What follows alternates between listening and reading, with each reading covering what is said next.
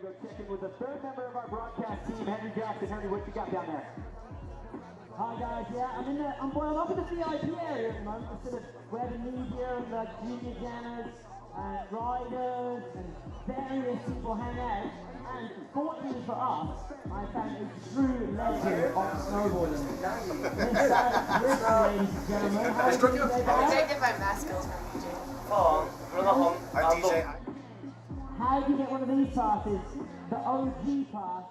Well, it's an official pass, but I've put my own G on there. You would get the SOG, the super OG, the legendary, the dog, exactly. So Barrett, we were dancing with your daughter earlier. That was fun.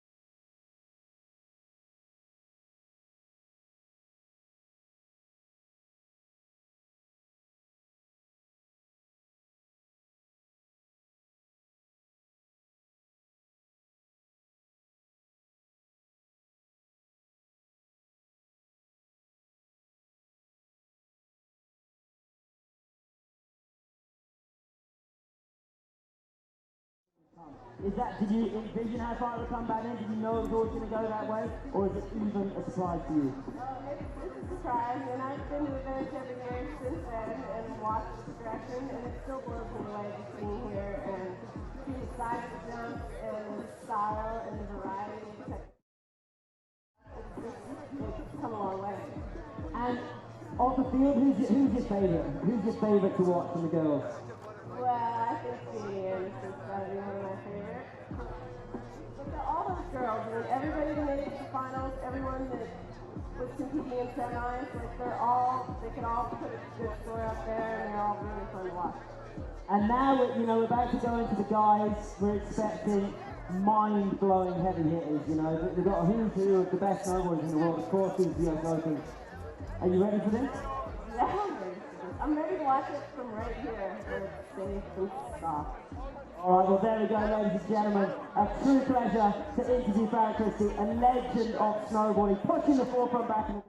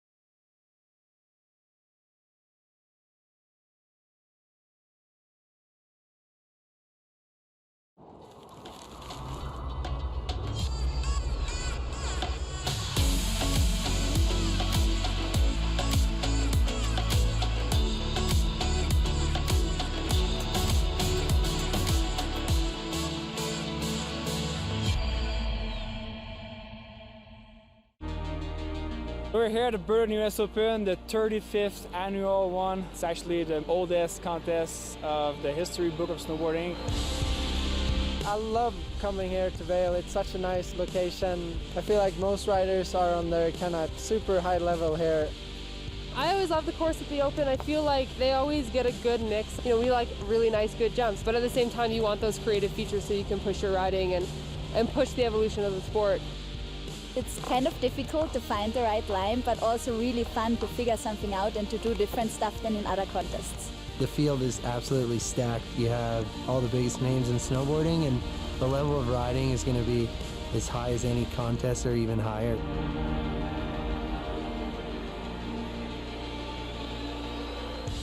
Welcome to Vail, Colorado. We have absolutely perfect conditions here for the men's slopestyle finals at the Burton US Open. If you've never come across this contest before, then this is the oldest and most prestigious contest of the year. It is the season closer, isn't it? And I'm very pleased to say I've got a man who some people believe was born with bindings on his feet. Others say he's the love child of Jim Rippey and Tara Dakides. I only know him as one of the most passionate and knowledgeable men in snowboarding, Mr. Tom Monteroso. Thank you so much, Ed. Good to be here. The U.S. Open has been absolutely unbelievable thus far. We just saw the women's slopestyle finals, and the men are about to get underway. Right, if you're not sure exactly where in the world we are, let me show you. If you pan in on North America, the Rocky Mountains run right through the middle of it. Big, great dividing range of this continent. 2 hours west of there, you'll find Vail. As you pan down through town, out on the eastern side of town, you'll find Golden Peak. Looming above that is a 22-foot deep super pipe, which will be in use tomorrow. And I tell you what, this graphic isn't actually far from the truth. It is a perfectly sculpted slopestyle course, and 10 of the world's best slopestyle riders, the men, are going to take to that course in about 5 minutes time.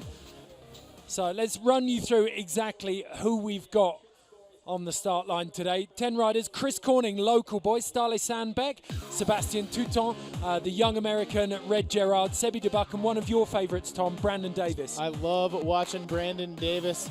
That kid's kind of a make it or break it type of rider, so he's either top 3 or bottom 3, but he is exciting, a little bit loose, and an awesome rider to watch. Then we got Mons Roysland, Mikey Cicerelli, and your top 2 qualifiers, Mark McMorris and Sven Thorgren. It's not just Tom and I today. We've also got Tina Dixon down in the finish area. Hi guys. Yes, I am down in the finish area, and if you take a look behind me, you can see all the fans getting ready, and they are showing their enthusiasm for their favorite riders by big, giant faces. You got Mikey Cicerelli, Mark McMorris, but right now we have Jack up top. I know you're with the riders. Jack, what's going on?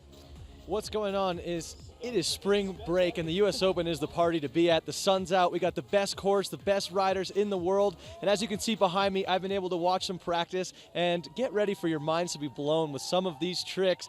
And not only with the tricks, but this course. We're going to check out this course. Here's a little preview animation.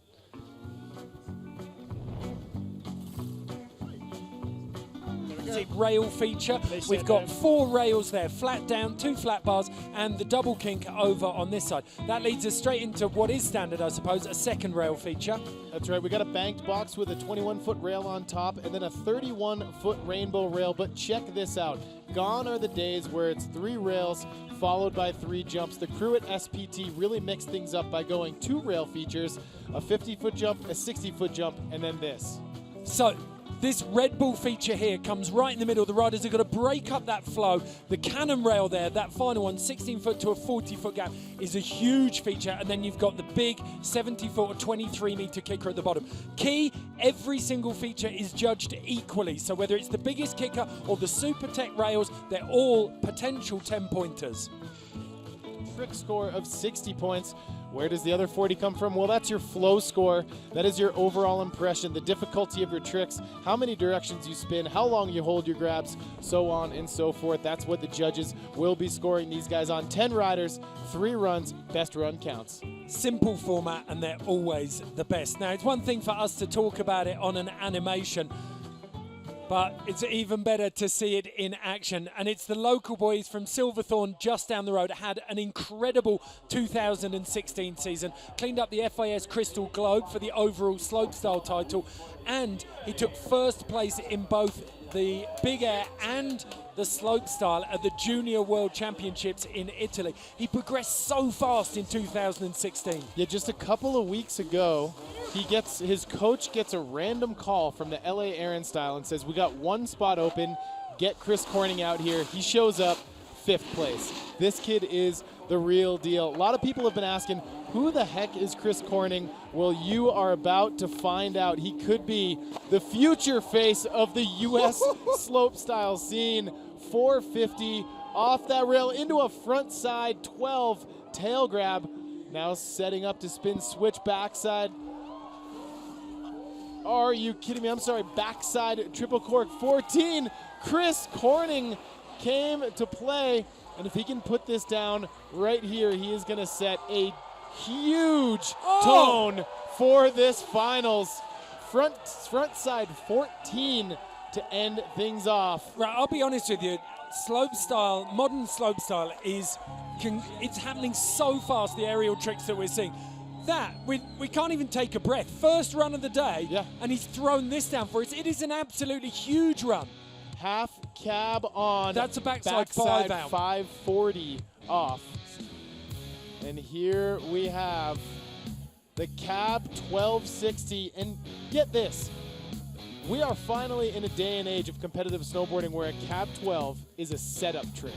How ridiculous is that in this men's field? There's nothing that's weak in here. There's nothing that you'd regard as a setup trick. And this is look at this, frontside 720, 50-50, frontside 720. I heard you say it earlier in the week when we first saw that. Yeah. When in your commentary live did you ever think you'd say 50-50 frontside 720? Honestly, not until this year, and that is the beauty of this slopestyle course. It's allowing these riders to do things they've never done before, and it's allowing the crowd to witness things that have never been done in snowboarding. So a 47.2, that is a huge trick score, and he comes out with a 79.2 on his first run. That just set the tone. That right there, scoring almost in the 80s as the first rider in a final, makes it better for you and I to watch, Ed, and all these spectators watching online and live. 2016 was his rookie year. He's moved straight into the majors. There's been no transition point there. 2017, he stamped his mark on men's snowboarding. Phenomenal run, and that's given the judges a real headache. Next up, we have the Norwegian Ståle Sandbæk.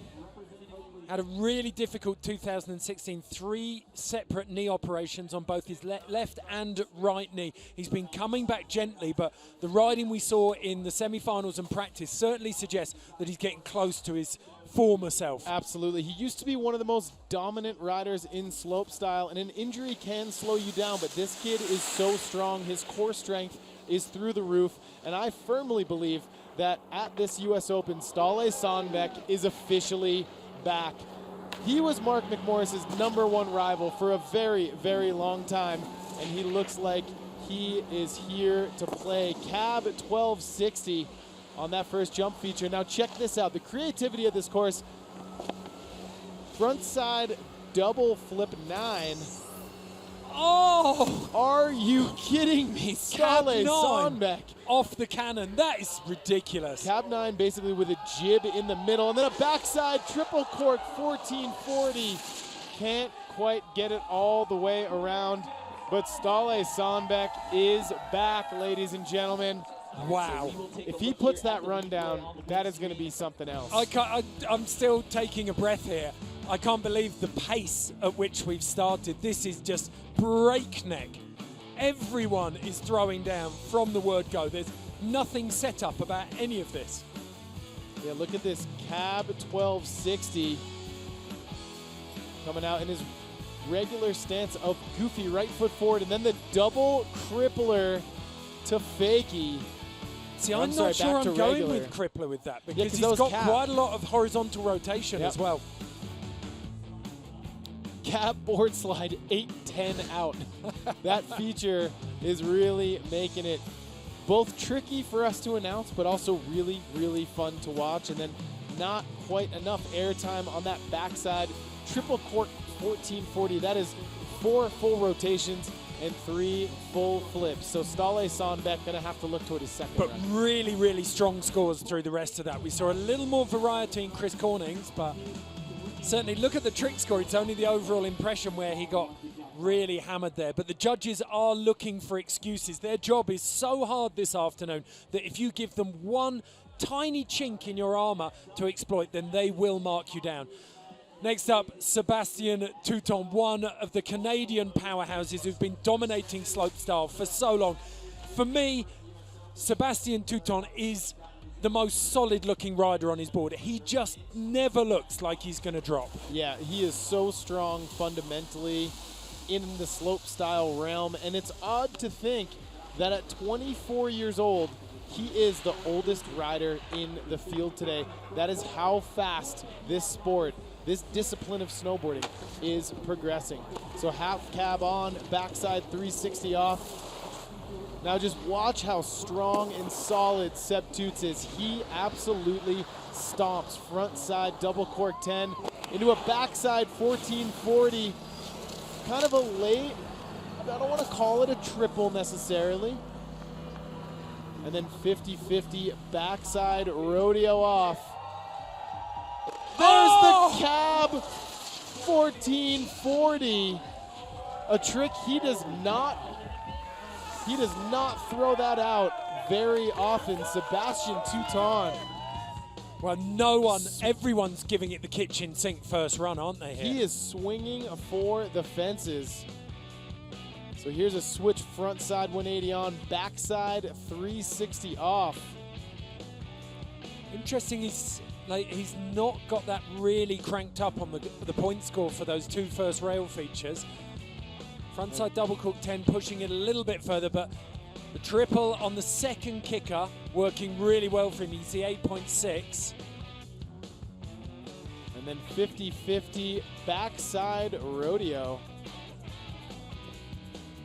And then check this out, cab 1620 tail grab. Look at the length of the grab on that as well. Wow, that is into insane. tripod. He meant it. Yeah, he looks like he might have meant that. That would have been incredible. Okay, so the cab 16 tail is the weak spot. If he puts that line together, though, it is going to be a big score. He's got 2 runs left to do it. Now, we're coming third place for Sébastien Touton. We're coming slowly now to the end of the season. There's only really one big event left after this, and all of these riders have been on the go since the end of November. We thought we'd put together a little feature for you on just how much traveling these guys do. Traveling takes up a lot of my time, especially during the winter season. I'd say I'm probably on the road close to 300 days a year. 200 days? 200, 280 days. I feel like mostly during the winter I'm never home, but I'd say roughly around 250 days I'm out traveling. This year was pretty crazy. I think I've never traveled that much. I started all like in Milan, Europe, and we went to Korea, Germany, Do tour, the Locks Open in Switzerland, to X Games, Austria, China, to Quebec for a World Cup. Now we're here at the US Open.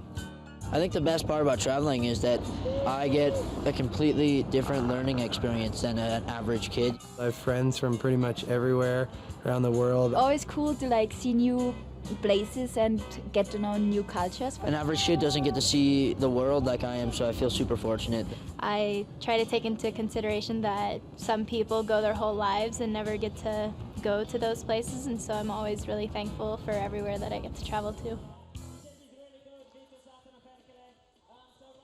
Theory that I've got about this is that it's one of the hardest things to manage. A lot of the older, more seasoned riders know how to manage themselves with all of that travel because it's week in, week out. Absolutely, and it takes a toll on your body, not just the stuff they're doing up here, but the constant traveling. You and I do it quite a bit for work. It's pretty exhausting, and then coupling what they're doing on the hill once they get there, it's pretty crazy.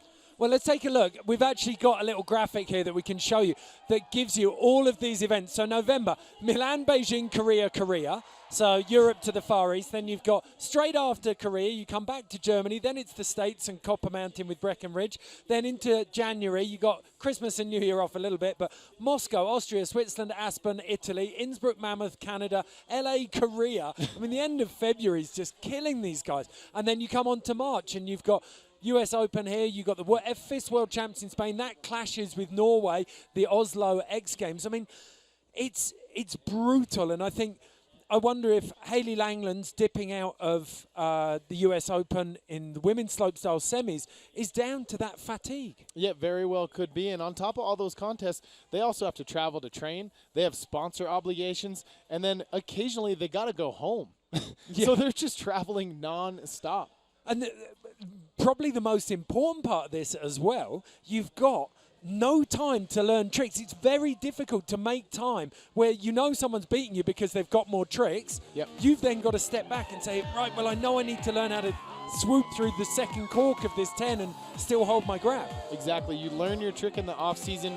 You debut it at the first contest. Hopefully that's enough to keep you on top throughout an entire competitive season. Most of the time, not though. Well, as we heard, Mark McMorris, he said he's got something to add there. All of these guys have been working on these runs all season, and it's a little bit softer, a little bit warmer than it has been January, February. That's what makes the US Open great. These guys are ready to let go. And this man in particular, Red Gerard. Yes, Red is the youngest rider in our field, 16 years old. Hailing from Silverthorne, Colorado, just a few exits down the road from Vail Mountain. Just 16 years old. Last year, he filmed a video part for Transworld and did all of his competition obligations. I mean, talking about busy lives. Oh, the transfer with the 270 out. And then backside 270 on, 270 off. So coming into that first jump switch, looks like he's going switch, backside, double cork 12. What does he have on the second jump? There is the backside 1440 triple cork. Red Gerard is sending it 50-50 double backflip off.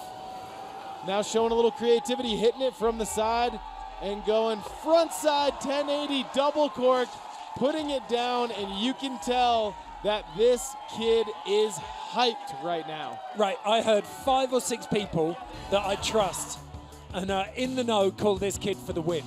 Nothing I've seen in practice or semis has made me give that any, think, okay, yeah, maybe they're right.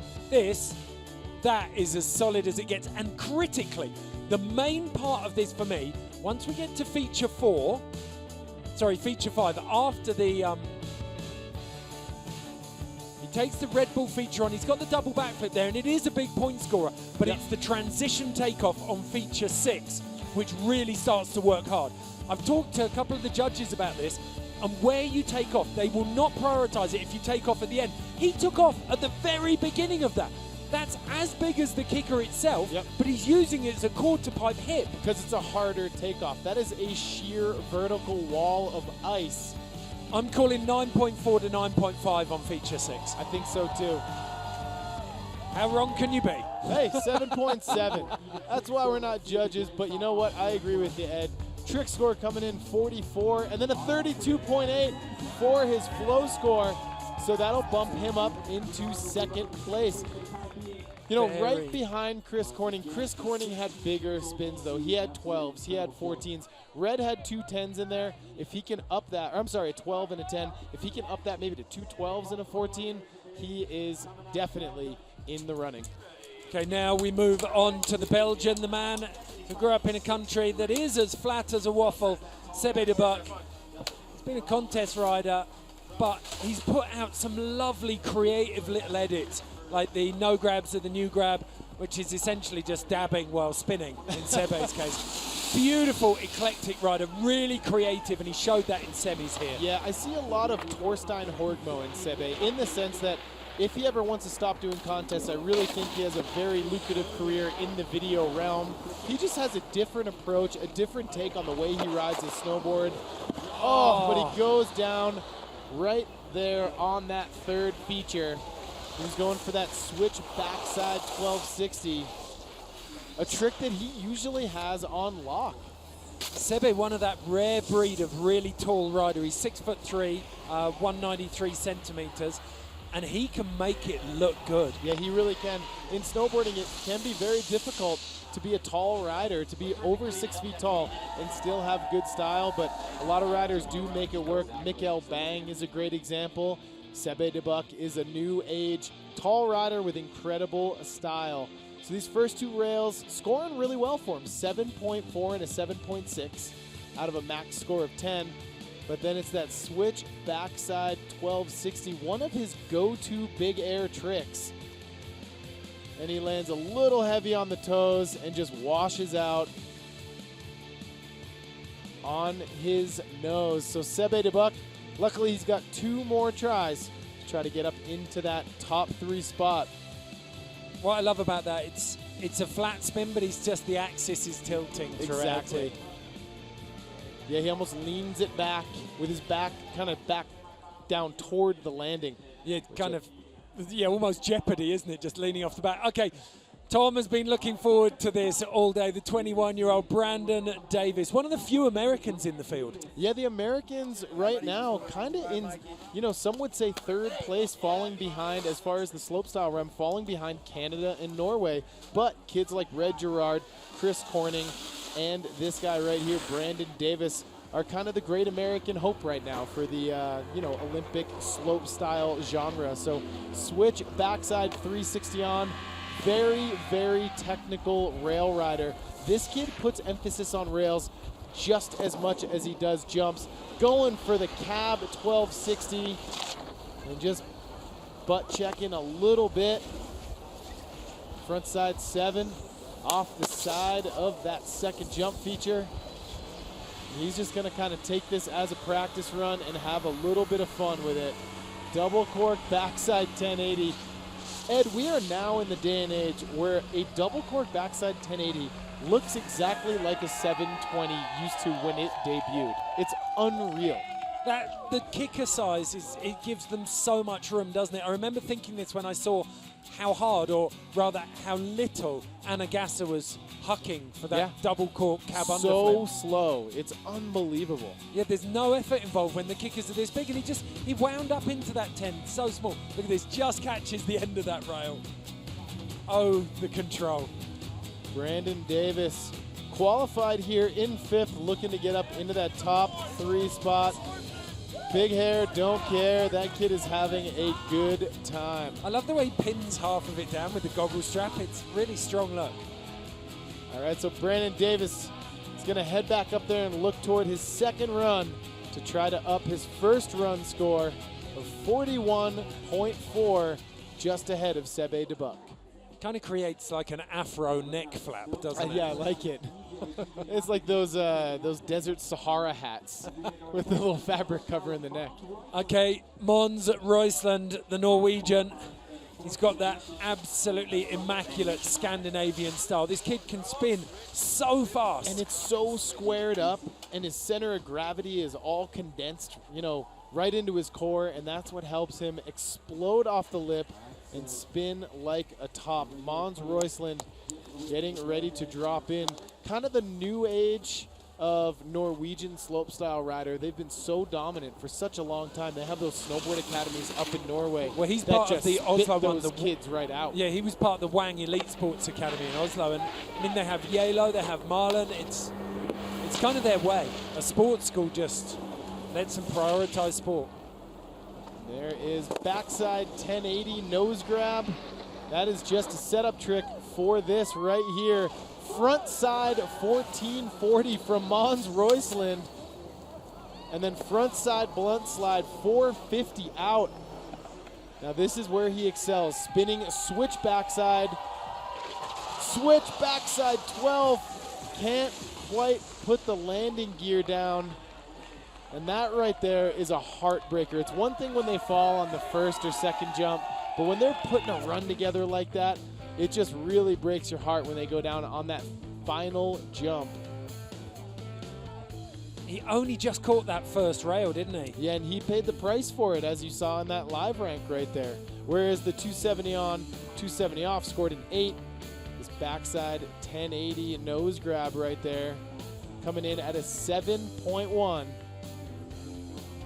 And then check that out, front side 1440. Killed that spin so well with his upper. He managed to separate upper body and lower body. Yeah, the way that he slows his body down as soon as his board touches the ground, it's absolutely remarkable. One of the things I noticed with Roysland as well is the fact that he pops really hard. He's not carrying as much speed. He's taking his amplitude out of the pop off the kicker. And that was a switch backside 1620. 4.5 full rotations. Taking off switch and landing regular. Unfortunately, not able to put it down. I personally don't understand how they don't get vertigo spinning that fast. Okay, down in the finish area now, Tina is talking to Red Gerard. Guys, we've been talking about progression, and someone that's been showing it is Red Gerard, currently sitting in second in red. Last year, I saw you do your first backside triple cork 1440. Now you're doing it on your second jump.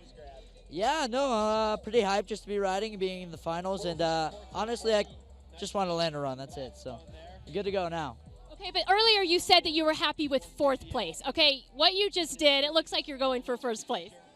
I mean, yeah, obviously you gotta aim for 4th place. I mean, you gotta aim for 1st place because you're gonna get bumped down. So try your best run. All right, there you go. I know you got a lot of fans. You got your giant face over there. All right, we'll send it back to you. Thanks, guys. Well, we've got no defending champion here at the US Open this year. Carl Mack out with an ankle injury sustained in Copper. And, I mean, it's one of the few areas of snowboarding that the States aren't really strong in. Yeah, it's very interesting to think about that, because if you look at halfpipe in the men's and the women's field, U.S. reigns supreme. I mean, Japan is making quite a run in both halfpipe in men's and women's.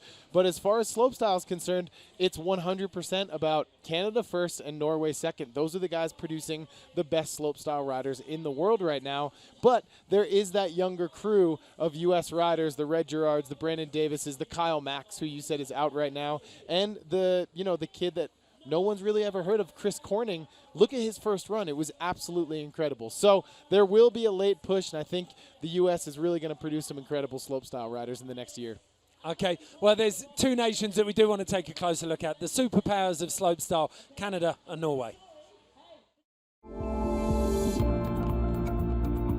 The nations are kind of, I feel like there's been like Finnish periods, Norwegian period now for sure. The Canadians are dominating, but I guess for the Norwegians, it's just the Viking blood, We're just born with that extra aggressiveness. You got to be a good all-around snowboarder to be good at slopestyle, and in Canada there's so many big mountains.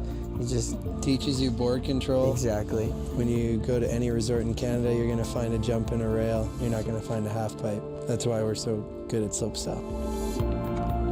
The Norwegian guys, we're like a family, We help each other out. We're each other coaches and friends, and we push each other, and we just have fun out there, When you're riding with the best people, usually makes you better. Seeing all you guys shred so hard pushes me, at least. That's how I feel. Someone do a trick, and then someone will get it, someone will not, and then just having like little tips from each other, all goes around. It's sick, Super helpful. Yeah. Having the big guys like Stahl and Torstein and those guys coming into the national team was insane. It was like me being mentioned next to those names was just like, I felt that was so big. Seeing them kill out at X Games every year and at every contest all around the world before I was even getting invited to them, I was just like, damn, that's so sick. I want to be there. I want to do that. Yeah. First time we swept a podium was in 2016 at the Locks Open. It was actually all three of us, so that was a super special time, and everybody rode so well and everybody put it all on the line, so it was a really exciting time for us. Yeah, and being able to be on the podium, standing with your best homies from Canada, like there's nothing like it.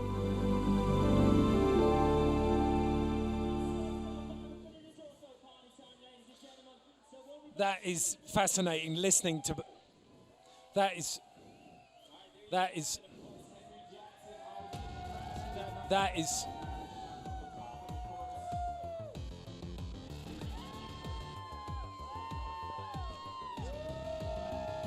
That was a fascinating little piece there, because what it gives you is an insight into just how hard those guys are working. Stale said we're friends, but we're also coaches. Right. And what that pushes for me is the idea that they police each other's style. Yeah, it's an interesting dichotomy, absolutely, 100%, because individually they're so competitive, but come Olympics time, they're going to be competing against each other. But once it becomes this national thing, you know, the country's rooting for them, they're kind of pulling for each other at the same time. What we're seeing, though, as well, and we saw it with the Canadians.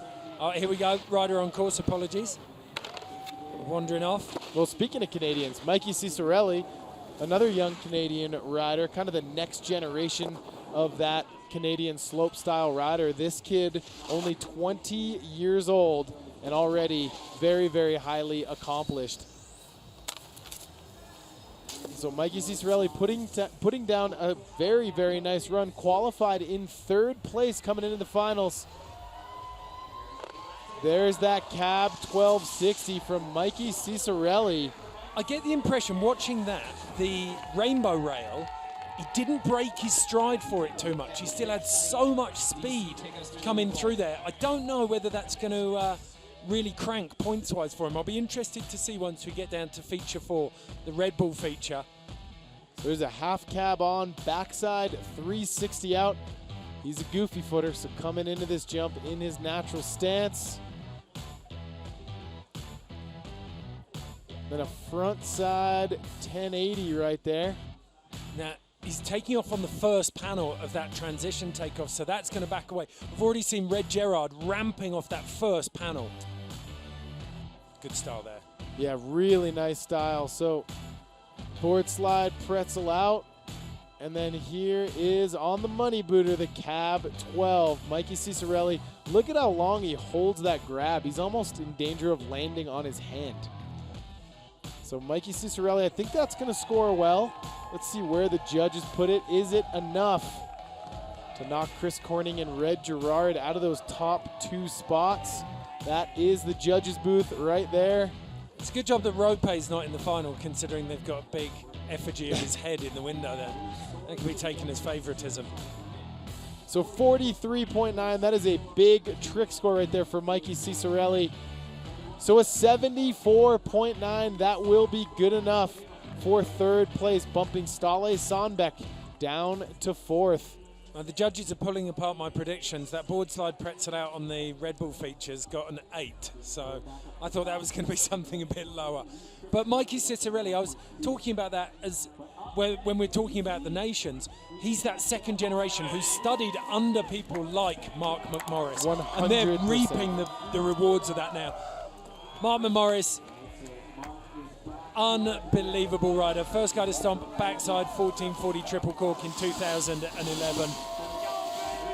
Broke his femur last February in LA at the Air and Style, and he's one of the few riders who's had an injury of that magnitude, and it hasn't slowed him down. He's come back and won 2 contests this year relatively easily. Yeah, this kid is without a doubt the most dominant slope-style rider on the planet, and you will see why. Cool, calm, and composed, and a bag of tricks that is hard to beat. Cab 12 on the first jump. There's that triple cork, backside 1440, scrubbing some speed, and just launching off that Red Bull cannon box. Frontside 810 out of a board slide. And what do we have here? Switch, backside triple 16. Mark McMorris came to play, slamming the helmet down. He is hyping right now.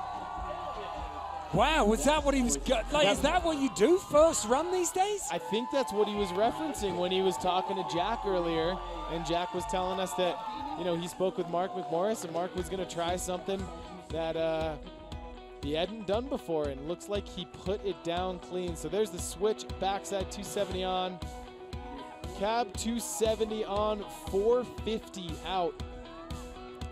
Starting things off with the cab 12. So we've seen, let's count through our different directions here. So we've got switch front side, we've got backside, and then it's going to be switch backside. So the variety and the progression scores from the judges are going to be huge. and then a board slide 810 out. Basically, he just did a frontside 900 with a board slide in the middle, and then the switch backside triple cork 1620, putting the world on notice. Mark McMorris unveiling a trick he's never done before, scoring a 9.7 out of 10. Will this be in the 90s? No, but very close. 86.9. Can anyone even touch that right now? That run was ridiculous. If 7 is a lucky number, Mark McMorris is in luck, because he's 7.7 ahead of the nearest rival. That's 7.7 a daylight. Unbelievable. So one man left to drop up there. First place qualifier. Sven Thorgren is about to drop, but we have the man. If there were no judges, he was the man who won hearts and minds in the semi-finals. Brock Crouch, pleasure to have you in here with us, Brock. Yeah, it's sick. I've never been in a booth before. It's crazy. I don't even know what Mark just did. That was insane. Yeah, that was unbelievable. Switch backside triple cork 1620 on your first run. On your first run. So what do you do now? If you're Mark, do you just sit back and wait and see what everyone else does, or do you do step 360s? I don't know. That's gonna be hard to touch that one for sure, but. Wow, I'm just in awe. I wasn't even on the air yet. I was sitting right here, and I looked over at T-Bird, and I was just like, what just happened? That was insane. Yeah, that was absolutely unbelievable. How's your U.S. Open been thus far? It's been great.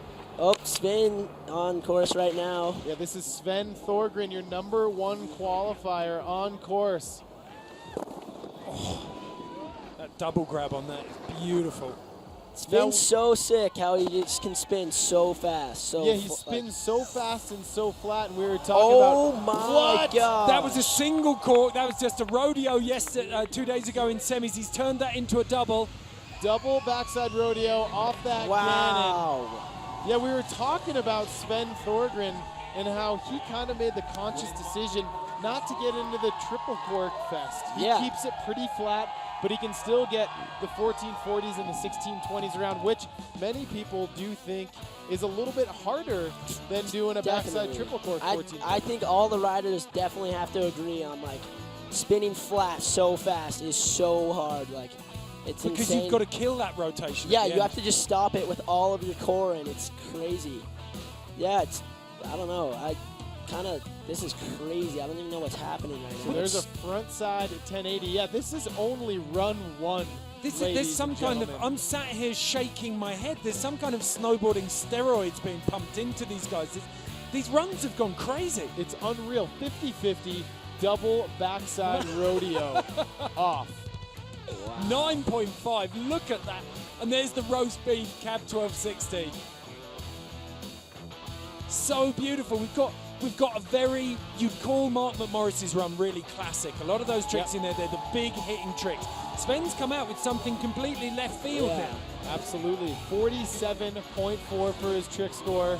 He's going to come in at an 81.8, right behind Mark McMorris. And look at that, third place, Chris Corning, coming out strong. The first rider to drop. He qualified in the 10th place spot. And here is your leaderboard. So, Starley Sandbeck, 6th place. Mikey Cicerelli, the young Canadian, in 5th. Red Gerard, just outside the top 3. That rookie, Chris Corning, in 3rd. Sven Thorgren in 2nd. Mark McMorris, absolutely dominating in 1st. A lot of work to do for Sebi de Mons Royston and Brandon Davis. So, going to take a short commercial break. We'll be back with the second runs very shortly.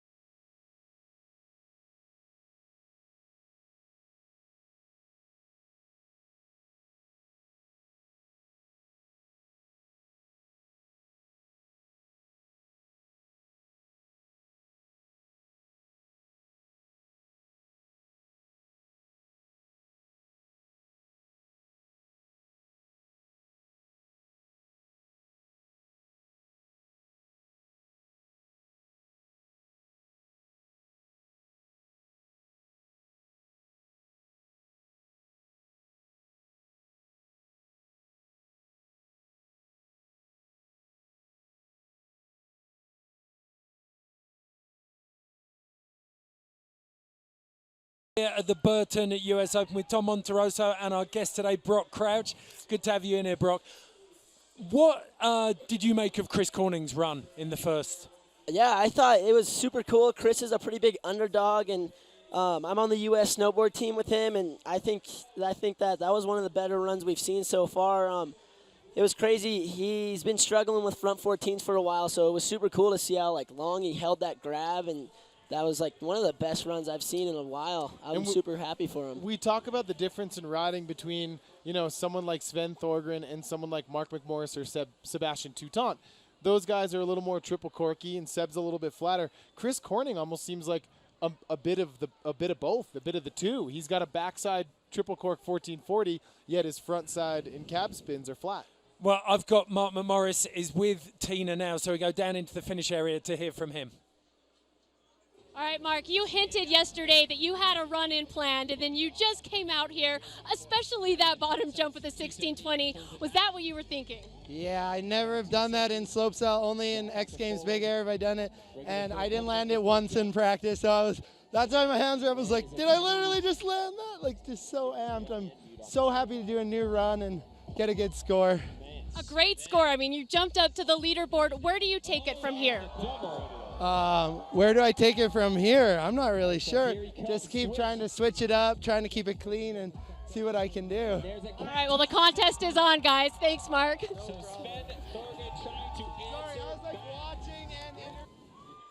For a snowboarder, breaking a femur is possibly the worst thing you can do. It's the biggest bone in the body, surrounded by the biggest muscles. Yep. That was a long rehab for him. And to come back, not just to come back, but to come back at this level and be this good, that's an amazing achievement. And so quickly, too. It's unbelievable. And Mark was telling us about his rehab process. It is borderline superhuman what this kid was doing to get back to the top of this course. Honestly, I think that Mark came back stronger because he had such a long break and just saw all of us being able to snowboard so much. Yep. He just came back with way more fire and was just like, oh my gosh, I need to get better. And well, yesterday we had him in here watching men's and women's half-pipe semifinals, and he was saying that he was watching the U.S. Open last year basically from a hospital bed. Yeah. And he was just stewing. So yeah. You let it stew long enough in a competitor like that, he's coming back strong. This right here is our Cinderella story. Chris Corning having an absolutely unbelievable showing here at the U.S. Open.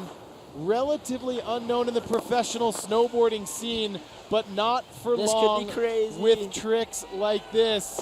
Oh my gosh. Where's this coming from? Chris Corning looks like he has magnets on his feet with the polar opposite direction under the snow. This kid is landing absolutely. Oh my gosh, dude. Are you kidding me? This is spoiling my brain. Have you ever seen him ride like this, bro? No. He is the last 2 weeks, this kid has been unstoppable, dude. I thought that when I was watching him in the Aaron style, I was just so stoked for him, and he's just proving everyone right now that he should be here. Do you think it's a matter of confidence that he's kind of building blocks? He's winning everything he's going into, and that's just giving him more and more confidence. Yeah, Chris is one of the nicest kids too. He's so cool and super chill, and I don't know, I hope they reward him for this, but it looks like, look at that, switching it up. Just grabbed 2 grabs a few in other there. times. I'll just stick another grab in there because I can. That is absolutely insane. Front side is 16 right now? Front 16 flat. Front 16 flat. Wow. Oh my God. I don't think I've ever seen a flat front 16. I don't think I have either. I'm having a hard time wrapping my head around what I saw. I'm sorry, but I'm going to go out there and say we've seen a world first in that. Front 16 melon, 45.7. Not quite as high as Mark's trick score, but the overall impression dropped down. Wow. 78.1 is not going to improve from Chris Corning, but nonetheless, that was an improvement in my eyes. That just seemed faster and bigger. Yeah, for sure. I think just more powerful all around. I have no idea. I don't know. Maybe he's kind of having a rough time grabbing off that front 7 on that up rail, and it's pretty hard. I was trying that with him, and that rail, it's hard to, I don't know. But a front 16 melon, every single person so far is stepping up their runs. I think that's in the running for that cliff bar trick of the day right now. Raise the bar. 100%. Best trick. So Stale Sandbeck, the man who's been making his way back gently from surgeries in 2016. That is so sick.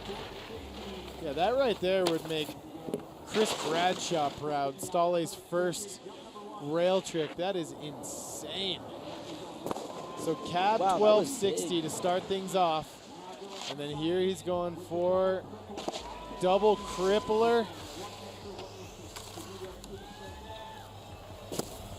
So Stale Sandbeck, this is where his last run went awry. Can he put down the triple cork backside 1440? And he can. It is officially game on, and Stale Sandbeck looking solid right there. Has some skin in the game. That was a really good run from Stale Sandbeck. I think, yeah, everything looked really, really good. I think he might get a little docked on this rainbow rail right here. It looked like it came off a little early. He got a 5.9 though. That's still pretty good. Yeah, he's a little bit wild there, isn't he? Landing 90 off. Stale is one of my favorite. Stale is my favorite rider, I think. Yeah, he is absolutely unbelievable. Everyone always asks me what's your favorite video part? And I'm just like, Stale in the Oakley movie, like a few years ago. That was so sick back in Norway where they had that jump. Yeah, he just went to town. Well, we talked about versatility. He's one of the few riders who can sidle off into the pipe and lay down a respectable run using the transitions. He's got that lovely, he's giving Red some props. So 8.6, the backside triple cork working hard, as was the cab board slide, 8.10 out. 47.3. So a 78.3, that's good enough for fourth place right now. Sliding in just behind Chris Corning. Mark McMorris still in the lead, and Sven Thorgren currently sitting in second place. Now he's one of the first generation of Canadian riders to really start dominating big air and slopestyle. So solid on his feet. Put out an incredible street part in 2014, Sebastien Touton.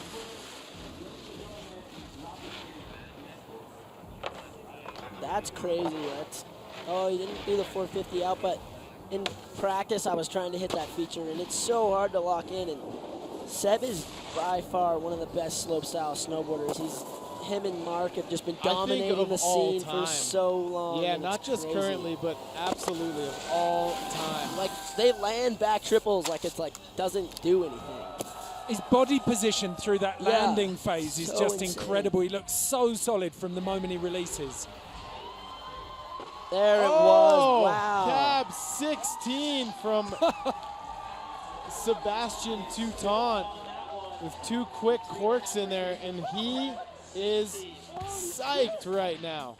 16s used to shut down a contest. I think everyone's laid one apart from Starlay when this time. Yuki Kodono did back-to-back 16s in 2 years ago, 2 years ago to beat Mark McMorris, it was like the run heard round the world. Now guys are throwing him in the middle of the run. Yeah. Absolutely insane. Brock, we were also talking a little bit about how that random Red Bull feature right before the last jump is kind of changing everyone's approach and how they ride. Did it shift your mindset on how you were going to ride this course? I personally like that. I've been lucky enough to just been traveling with Red this year and seeing how good he's been doing. And the first day we got here, we got to actually test the course out before practice or before the practice day, and we were looking at it like, wow, this is going to be crazy to see what's going to happen with this. It's so challenging to stop before that and then just get back up and start going again, because you have to scrub so much speed off. So 99.4, that last trick working so hard for Seb Toots. 42.7, and the overall is 33.8, so 76.5 for Sebastien Touton. I think what happened there with Seb Toots, in my opinion, it was the rail section. You know, he just scored a little low on those rails, where I think those were three of the best jumps we've seen put down today. but I think he's got to up his technicality a little bit on the rail. But Brock made the point, though, that do you think that transfer at the top on the first feature is harder than the judges are giving it credit for? Definitely, but I think also I was watching. What were you watching? I was watching the his first run from over there in the VIP area, and he did the blunt 450 back to switch, and then did the cap 270, 270 out. And so I think the judges like they know what we want to do after the first run, and I think they know what we want to do anyway because they come out here on both the practice days. They're watching us, so they have an idea. And so I really feel like the judges kind of docked him a little bit on that, but he has a third run and he'll put it down when he needs to. Yeah, he and he knows that will. he'll need to do a little better. Do you think there's an element where Mark McMorris has almost silenced everyone with that first run? I mean, maybe he just delivered a knockout punch on the first run. Yeah. It's really hard to answer that. You know, if everyone's already maxed out for their runs and Mark puts that down, yeah, we'll see what happens. Okay, well, Tina Dixon is in the finish area now with one of our rookies for this contest, Chris Corning. Chris Corning at 17 years old. You guys said it, that a lot of people didn't know his name before today, but I think they will now, especially, again, another 16-20. When did you decide to throw that? I saw everybody else like throwing down, so I said I'm gonna go for a Hail Mary, just hold on and see what happens, and ended up trying to hold the grab too hard and it fell out, and just had to double it again or like hold on to it twice, but I'm stoked, landed it, so now we'll try 18 next. Going for the 18, you know, overall though, you're in this finals with some big names. How is it for you to be here? Oh, it's amazing. I'm so blessed to be here and I'm so happy to be here, and it's such a good day and it's so awesome. Thanks so much. Have fun on that third run, guys.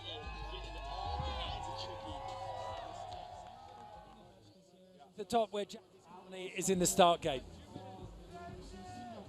That's right. I'm up here right now, and I have never been on top of a slopestyle course where everyone is so excited for each other. The energy is through the roof. I'm lucky enough to have been in the riders' tent with the riders as Mark landed his run, Seb landed his run, Corning landed his run, and every single time everyone jumps up, throws their hands up, and that's what snowboarding is all about. If somebody throws down something at the highest bar, they're going to drop in and throw down something even higher. You heard Corning, now he's going to try an 1800.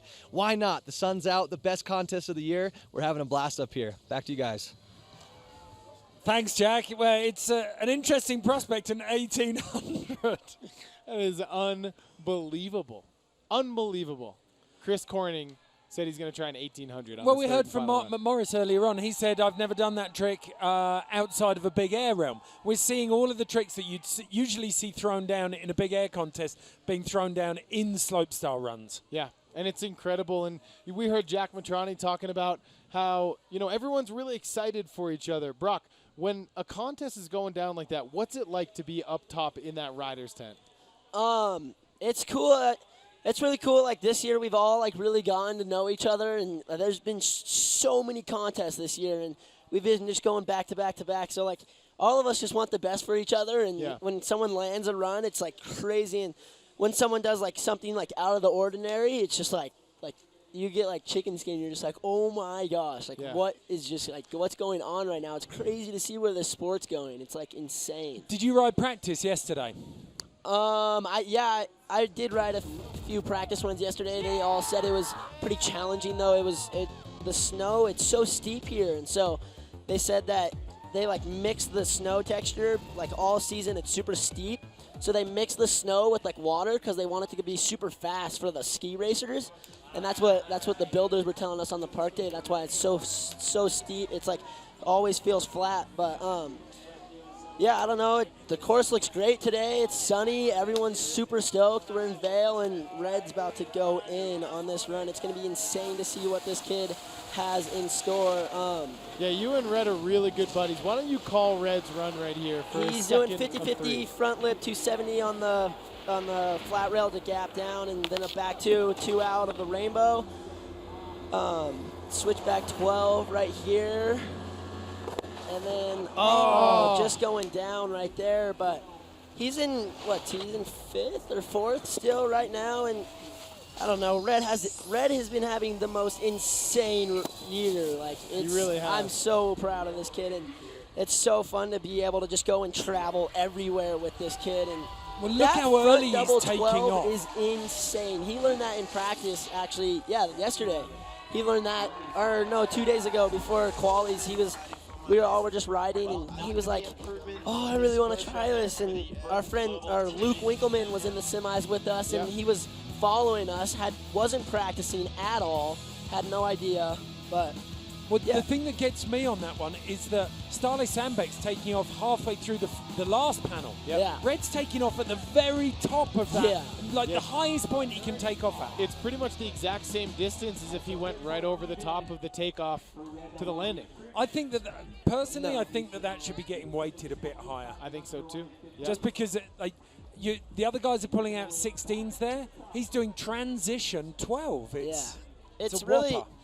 It's really crazy. I mean, the Gunny and the SPT crew is giving us the most insane courses, and it's really cool to see people that use the side hits. And I don't know what he fell on last run, but Sebe fell on the switchback side 1260. Yeah, the switchback 12 on the first jump. If he lands that, I think Sebe will have an insane run. He's using that side tranny hit on the second feature, I'm pretty sure, but he might have changed it up. That was a sick hardway front too, though. Yeah, hardway front side 270. Oh, back one on, 360 off. And there's that switch backside 12. Look at how much he drifts there, and he holds on.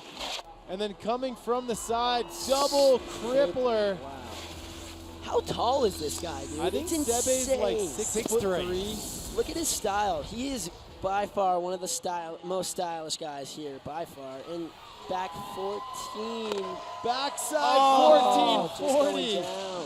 And Sebe DeBuck cannot hold on to that one. Don't forget though, Sebe loves the last chance saloon. He did the same thing in semis, left it till the last run, and then blew everyone away to get his spot in the final. So I think we're going to see the same thing from him. He's range finding. This was so chill. Like, he is 6'3" and just can do that so casually. And yeah, like I said before, I think he has definitely one of the sickest styles we have. But I, in semis, was dropping in right after him, and so I couldn't really watch. But they said I heard the speaker at the top. They're like, "Oh, Sebe in the second," and I was so stoked for him because he is one of the sickest riders. He's been killing it all season. Well, that switch backside 5 tail to method made it into Transworld's top 10 tricks last year. So. Unbelievable. And the edit he made at Stubai. I don't know if you guys have seen that. No grab is the new grab. That was insane. And we're talking about essentially just spinning and dabbing. And is showing at 9 nights. Yes, cleaned up at 9 nights in 2014, or yeah, he absolutely crushed it. That was probably one of the biggest methods in history. I think it was the second biggest of all time. Okay. Here's another one of my favorite riders. All these guys are insane, but I actually have been riding with Brandon since I was 10. It feels like me and him have. Yep. He moved from Big Bear up to Mammoth. Wow, switchback 3, switch 50. Yeah, really technical rail rider. I feel like sometimes his rail riding often gets overlooked in a slopestyle course because it's stuff that you would legitimately see in the streets. Yeah, insane. We X Games this year. I don't know if any of you guys have seen his rail run from there, but definitely go give that a look on YouTube. His rail run was fully switch, and that was crazy. So 9th after run 1. Brandon Davis is going to put run 2 down to experience as well. So same as Sebe DeBuck. So sick. Completely flat nose and tail, isn't it? It's basically like a all mountain board. Look at that. You called it there, Brock. 9.2 on that switchback 3 on. So perfect. Casual. 8.2. So just so mellow. How do you go switch with no tail? That's crazy. Insane. Unbelievable. So if you're new to snowboard trick calling, front side and back side are the direction of spin. Open up your front to the rotation, and it's front side, turn your back on it, and it's back side. Switch is going backwards, and then there's degrees of rotation. On top of that, you've got grabs. There's around 30 of them, I think. There's a lot. Indie, slope, mute, nose, tail, stale fish. Here's someone that could crack into that top 5, top 3 really quick, I think. All those Norwegian riders are insane. They are so good. Ed and I were talking about, like guys like Mons and Stale and Torgeir Bergrim, all that Norwegian group. They ride with such power. Yeah. They look so strong when they're snowboarding. This kid is no exception. Switch, front lip, 270 out. There's that switch backside 12, and he washes out. Come on, Mons, sharpen those edges, buddy. Hold on to that. But it's so hard to stop yourself from spinning when you're spinning that fast through the air, 40 feet high and going 80 feet in distance. It was David Benedek who used to say, like, that last 180, especially on frontside spins, you just got to lock the rear hand down like a gunslinger, ready to draw, and that'll help kill the rotation. But, I mean, once you get above probably 9, 10, then, it's a whole different ballgame. Yeah. The pop he gets as well. Yeah, he pops really well. All of his jump tricks are so good.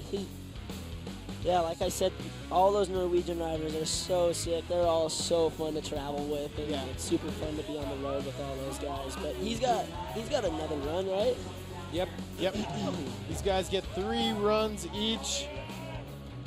That was Mons Roysland right there. So we are witnessing one of the most historic U.S. Open slopestyles I have ever seen. We're only about halfway through, and we've seen 2 never-been-dones from riders who haven't landed those tricks. It's unbelievable. I personally, like, Mark McMorris's first run kind of turned my brain to custard. It feels like it's slopping around like jelly in the bottom of my head. Like, what do you think? Like, what is Mark thinking right now? Like, he just did, like, one of the best runs he's ever put down, and he's put down so many insane runs. I mean, knowing Mark, he's probably already thinking about what he's got to do next now. He's always 2 steps ahead. That's what makes him so good. But I'm sure he's also kind of basking in it as well. He's probably enjoying it quite a bit. Well, we got Jack Matrani at the top of the course. Where exactly are you, Jack?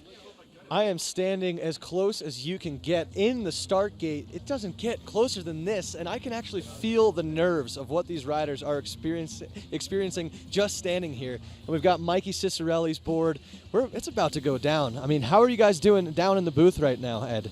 I've got to say, our minds have been fried a little bit by the standard of riding that we've seen already, Jack. What we were just discussing, where does Mark McMorris go from here? So I actually just asked him not too long ago, and he just said, you know what, he's going to watch and see what everybody does. He's definitely not confident that he's going to stay in first with that score right now. I don't know why. Maybe because 2 years ago he thought he was going to win, and then he saw Yuki Kadono come down with a run we've never seen before. So he knows he's not safe until they give him the award. So I guess there's only one way to go, and that's up.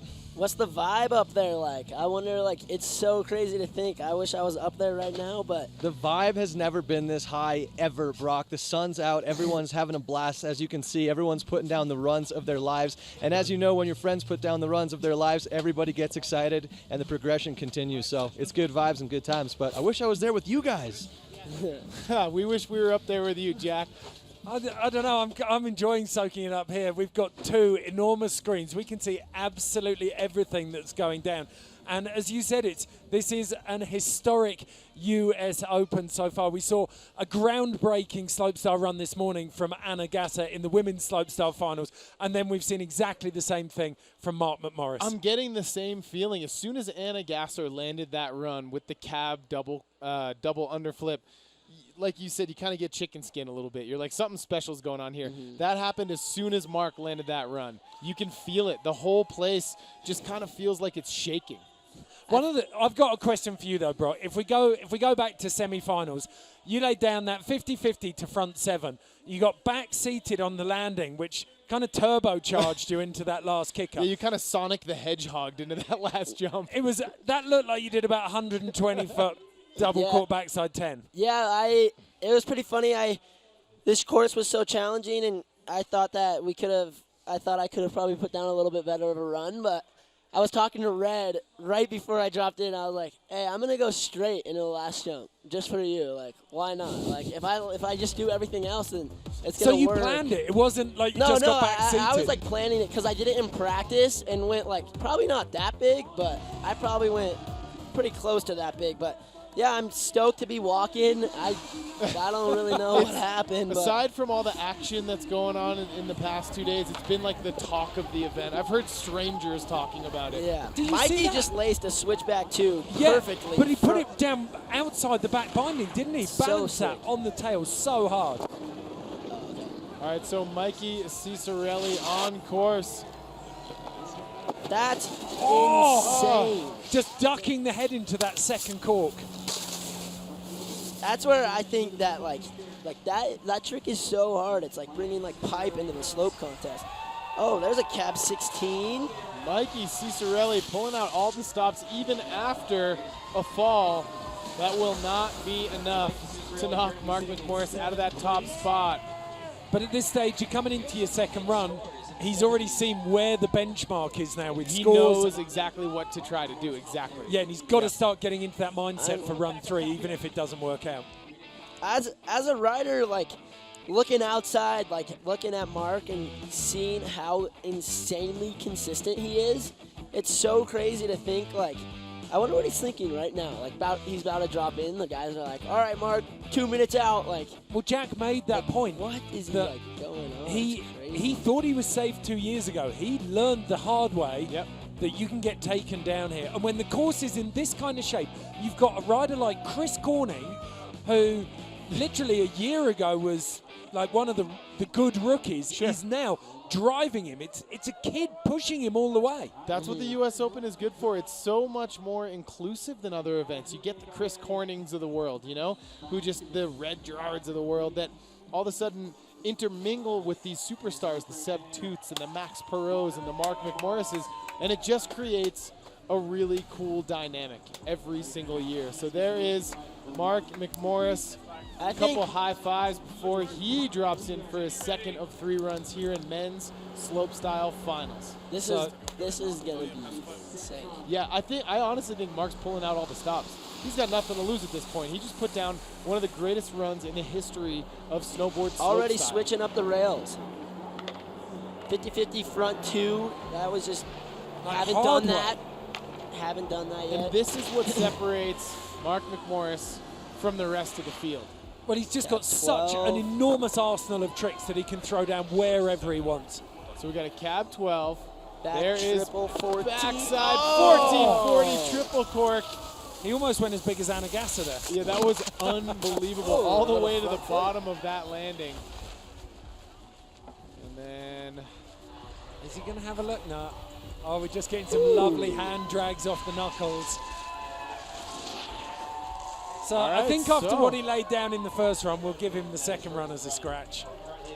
I think he kind of left the door open for Sven Thorgren right there. He could have shut the door, depending on what he did in that second run. But we got one more rider, Sven Thorgren from Sweden, 22 years old, looking to take down the current champ, Mark McMorris. All right, so Mark waiting for his score to come in. He knows it's not going to beat an 86.9, but he's going to head back up to the top as we await Sven Thorgren, a rider that consciously decided at the dawn of the double and triple cork era that he was going to keep things a little bit flatter. Okay, so there's the top 4 at the moment. You got Starley Sandbach in 4th, Chris Corning in 3rd, Sven Thorgren in 2nd, Mark McMorris in 1st. So can Sven Thorgren better his current 2nd place standing? Sick. Yeah, that was Hardway insane. cap 2 bring back. I think he is probably going into this run almost kind of like how Mark was. Like he has some room to like hang, you know. Like, Exactly. I don't know. Kind of nothing to lose. Yeah, he has Put it all on the line. Such a sick run, and it's crazy how big he just went. Backside 1440. 50-50 double backside rodeo to Euro carve. It looked like a switch Euro carve on purpose. I don't think people realize how hard that really is because he can't plant an edge in that box Exactly. at all. That's a very astute observation. He's going off that box so flat-based, it's insane that he can just pop off so easily. Phenomenal spatial awareness from Sven Thorgren. It's essentially a festival of snowboarding right now, isn't it? These guys are coming to the end of their competitive season. and they're all throwing down the best that they've got on the best course that they've seen all season. Absolutely. Front side, double cork 10, into the backside 1440. Grabbing Stale there.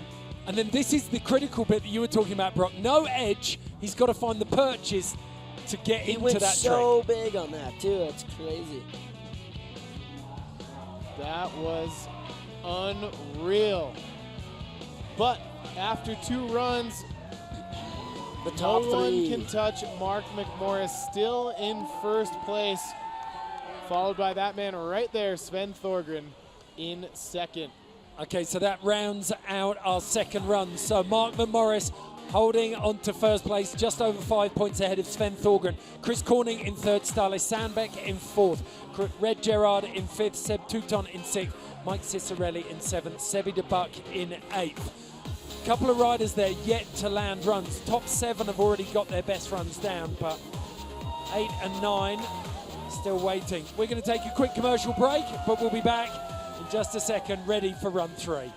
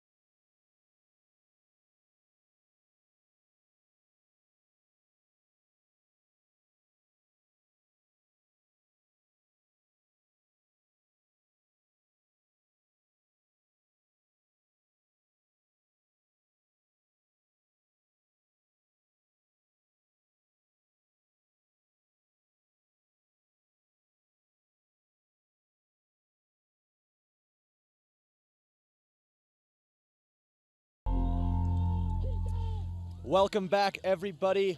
We are here with Sebastian Toutant. Seb, you just put down the most incredible run. You've got 1 left. What is it going to take?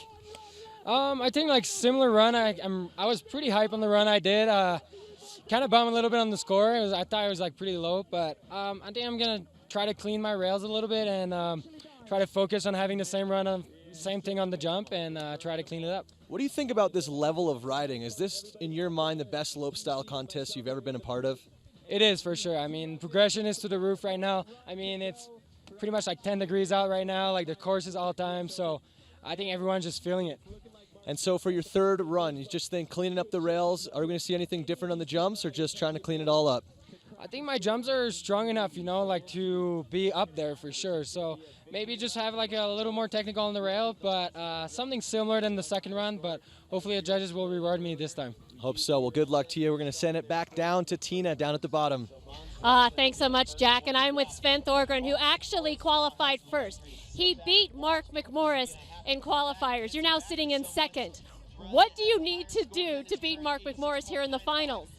I'm just going to try to go for a heavier last trick and clean my run up. I didn't think my first run was perfect in the top, so yeah, but it's so fun to be out here and just ride, and I'm not trying to think too much about the results, just trying to have fun and stomp my run, so it's super fun. All right, thanks so much. Looking forward to it. Best of luck, guys. I'll send it back over to you. Thanks, Tina. Fascinating comments there from both Seb Touton and Sven Thorgren. Yeah, it's incredible to see what's going on up there. Now the start list for run 3, they're going to run in the standing that they are now. So Mons Roysland will drop first. He's in 10th, so on and so forth. That means that once again, dropping in the number 10 spot, Mark McMorris. So he gets to sit back, kind of chill, see what everyone's going to answer his first run with, which was one of the best slopestyle runs we have ever seen in the history of the US Open, and then he gets the final shot if he needs it. So third and final runs, as Sven Thorgren said, I think a lot of these riders now aren't thinking in terms of results. They're thinking in terms of progression. I think so too. What is up for grabs here? We've already seen, I've never seen a frontside 1620 melon in competition Neither before. have I. And Chris Corning claiming he's going for an 1800 on the last jump. During this run, he's dropping third from last. But I really think the minute Mark McMorris rode away from that switch backside triple cork 1620, it was an instantaneous ideology shift among all the riders where they're like, you know what? I don't want to win necessarily. I just want to land this one trick that I've always wanted to land. I don't want to win, or I can't win. Yeah, almost. Almost, yeah. We're operating in like 0.01% of everyone's ability at the moment. We are at the very, very top end of snowboarding. It doesn't get any better than this. US Open Slopestyle Finals 2017. Mons Roysland dropping in for the third and final run. Well said. Mons Roysland putting down a run that he has been looking for all afternoon. Front board 450 out. Just coasting. This is where it's going to come down to, though. Switch backside 16. Mons Roysland putting it down, and there it is. The riders are hyped. You can see Mikey Cicerelli just beating his leg then in disbelief. Unbelievable. Mons Roysland currently sitting in 10th place. Interesting, a lot of times the level of pop that he has takes away from the distance he travels. He took speed and gave it the pop. That was huge. That was last jump. Unbelievable. One of the strongest fundamental riders in our field. And his rails are scoring really high, 8.5 out of 10. 6.9 for that backside 1080. Keep your eye on the live rank on the right-hand side now, because the big tricks are coming in. We're going to see this bumped up between 5th and 6th. And a frontside 1440. Frontside board slide 450 out, setting him up switch. And right here, this is what every rider is trying to do. Step it up on that last jump. Switch backside 1620. 9.3 difficulty. He put it down absolutely flawlessly. That is going to be a very high scoring run for Mons Roysland. Well, that trick score 45.9 is above Cicerelli's. 79.3. He improves by 38.2. That'll bump him up into third place. Chris Corning now bumped out of the top 3. Wow. Wow, it's really, really difficult now. As a rider stood at the top there, if we said that you're not looking at results, Chris Corning blatantly will be. Of course, absolutely. Brandon Davis, along with Sebi Debat, yet to lay down a clean run. And we know how good he is. As Brock said earlier on, he's incredible on the rails. One of the most technical rail riders in the field. And the kid can jump to switch backside 360 onto the flat down. Then a 450 out of that second rail feature. Brilliant angle on this follow cam to give you a feel for the ground rush and the speed these guys are carrying. But Brandon Davis, unfortunately, cannot put it down. Going down on that cab 1260. But he's going to make it worth the fans' while. Check this out. Big old backside 180 with a little nose poke in there. So Brandon Davis will not advance. Yeah, if Devon Walsh was in the judging box, then he would have liked that. One would have gone well. So look at how technical this is. 9.4 out of 10. Switch backside 360, completely locked on. His rails score so high. If he could just put the jumps down, I feel like he would be a definite contender. But Couldn't quite get the landing gear down, but a really good showing from Brandon Davis. Brandon Davis is going to put down 2017 Burton US Open to experience, but such a talented rider, so many other facets to his snowboarding. Undoubtedly going to see a lot more from him.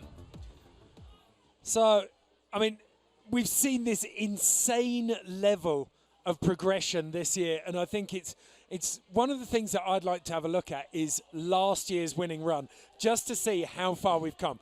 Because Kyle Mack laid down an absolute banger, but...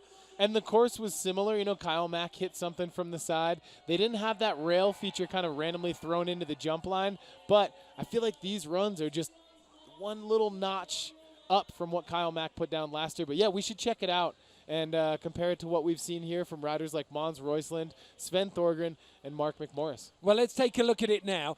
I think one of the biggest differences that we're going to see here is the speed in the second half of the course. So, nollie backside 180, 50-50.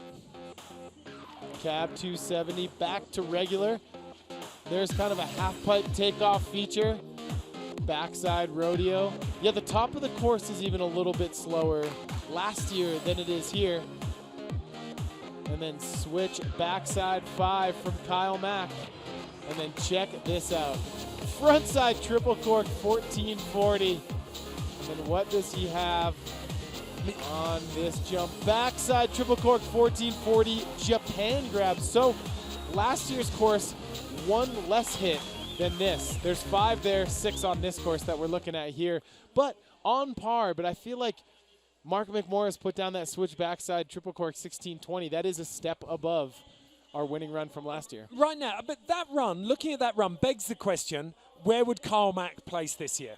I think he'd be in the top 6 with that run. Yeah, I was thinking, very I was going to say 5th place. Very similar to Sebastian Touton. He put down an incredible run, currently sitting outside that top 3. Jack interviewed him up at the top. He wasn't very pleased with it, but that's the level that we're at right now. And it is an extra dimension that we're operating in. I think we saw, I've said it already today, a seismic shift in women's riding. We've seen exactly the same thing in the men's riding this afternoon. Here's something interesting to think about, and this is just kind of me throwing it out there, but all the guys were here watching the girls' contest. Do you think the girls set the tone for the guys today?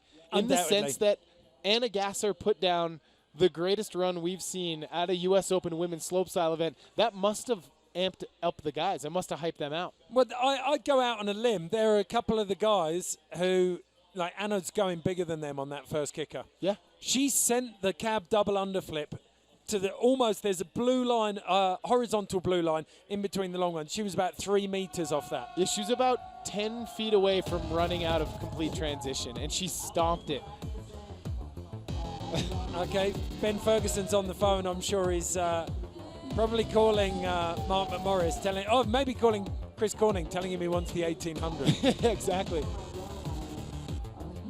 It is a massive crowd out here, and why wouldn't it be? It is absolutely beautiful outside. A picture-perfect scene for a U.S. Open slopestyle final. Okay, Sebi de Buck, we've been banging on all afternoon about just how creative this guy's riding is. He showed us this glorious style that he's so famous for. He hasn't been able to lay down a run from top to bottom yet. Can he do it on his 3rd and final run? I feel like we as spectators will have been robbed if we don't see a full run from Sebi de Buck. Yeah, we need to see a full run. It is a thing of beauty. So hard way, front side 270, back one on, 360 off. Coming in switch right now. There is that switch backside 12, and Sebi de Buck cannot get his feet under him on that switch backside 12 on his 3rd and final run. Oh, board slide to 630. 630 tail grab.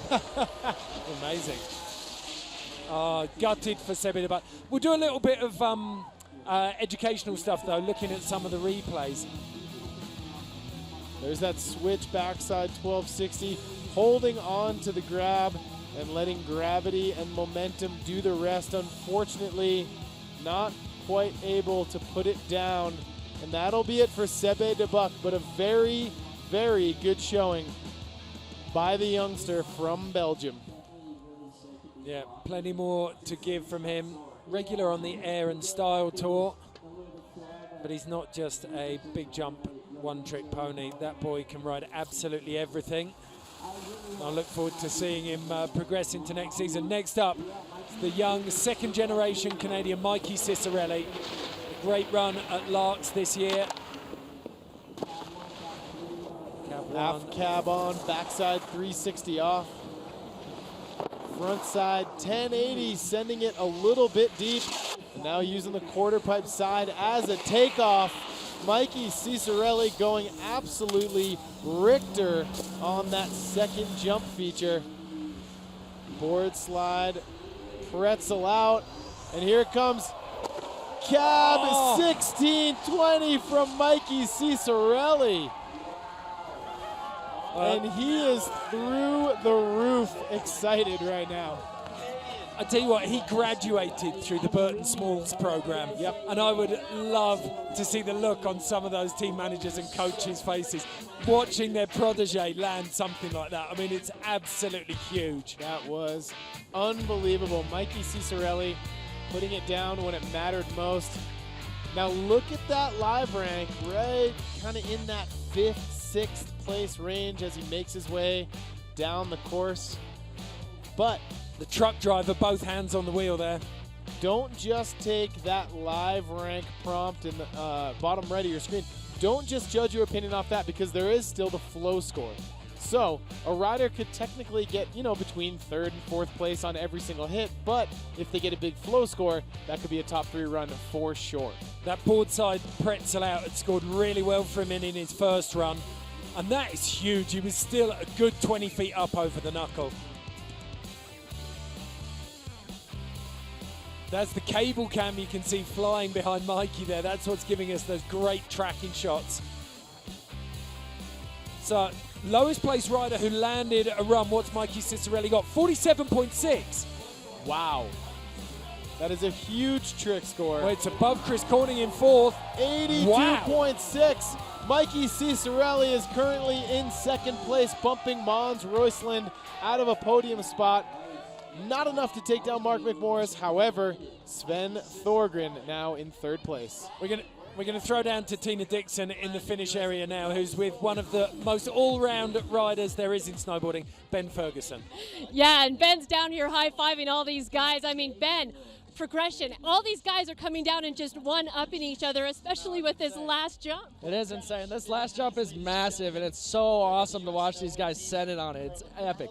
Seen so many new tricks that people haven't really done. So it's been really rad to watch so far. Well, you know, I've been down here, and these guys are coming down, including Mark McMorris, putting their hands up like, I can't believe I just landed that. Yeah, man, they're all just stoked. Like, the course is good. They're landing stuff. It's good. It gets you going. It's awesome to watch.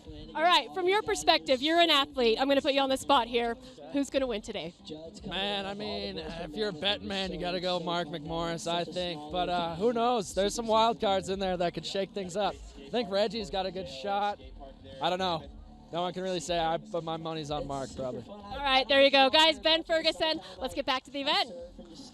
Thank you, Tina. Thank you, Mark. Ben's one of those riders coming out of the Pacific Northwest where they seem to have this really strict regime of learning to ride a snowboard in every type of terrain and with a complete mix of style and repertoire. Yeah, Bend, Oregon, producing some of the best freestyle riders on the planet, be it in the big mountain realm, the slopestyle realm, or the halfpipe realm like Ben Ferguson himself.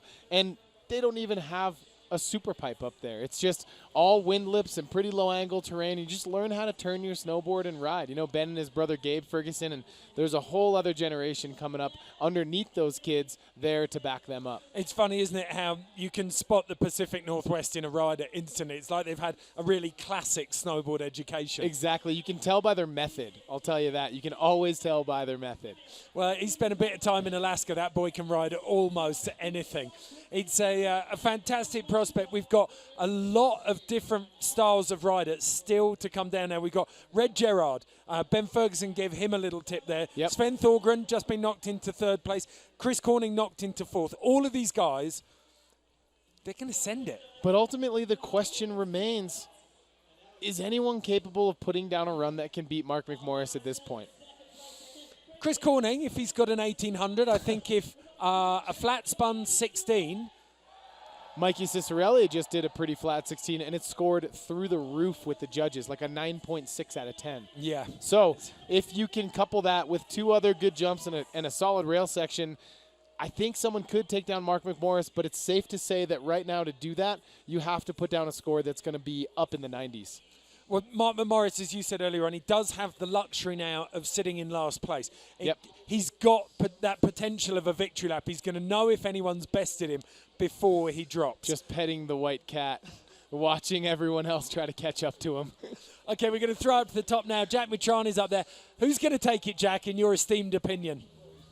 Well, it is so hard to say. I mean, we haven't seen Sebastian Toutant on his 3rd run yet. We saw him put down a solid run on run number 2, and I know he's not happy about that score. So with the sun still shining, the course perfect, it might be Seb, but who knows? It still might be Mark McMorris victory lap. It's too hard to say. The riding is way too high. What do you guys think? Talk a little bit about, Jack, about the strategy of Mark McMorris now, giving himself the opportunity to be the last rider to drop. Do you think that took a little bit of the pressure off of his shoulders because now everyone has to catch up to him? Absolutely. Yeah, he's been sitting up here. He looks calm, cool, and collected. He's been in the rider's tent on the spin bike, just kind of waiting for his 3rd run. I'm sure he's hoping it's going to be a smooth victory lap, but Mark's always the guy who's competing against himself. That's what got him this far. He's invented half of the tricks that we're seeing out here. So hopefully it's a victory lap, but it's going to be exciting to see if Seb can take him out. Back to you guys. Thanks, Jack. Well, you can see Starley Sandbeck just dancing up at the back there, enjoying himself. I'm pretty sure he's just super hyped because both of his knees are working. I think so, and he's putting down some serious runs here today. All right, this guy right here, Sebastian Toutant, currently in 8th place. Definitely voicing a little bit of frustrations earlier in the broadcast about being scored low. He thinks his jumps are up there with everybody else. I think he's got to step it up a little bit in the rail section to get a top 3 finish, and it looks like he's doing just that. He heard 50-50 transfer front blunt, 450 out. And there is that. He pumped into this one. That was insane. Backside 1440 from Sebastian Toutant, 50-50, backside rodeo out. What will it be here? I think he's going to the moon. Sebastian Toutant, cab, triple cork, 1620, not enough. That right there, he stepped up his rail game. Absolutely, that would have been a huge scoring run with the judges. Look at this, 50-50, transferring to the flat down bar, 450 out, scoring an 8.1 out of 10. And then a half cab on, backside 360 off.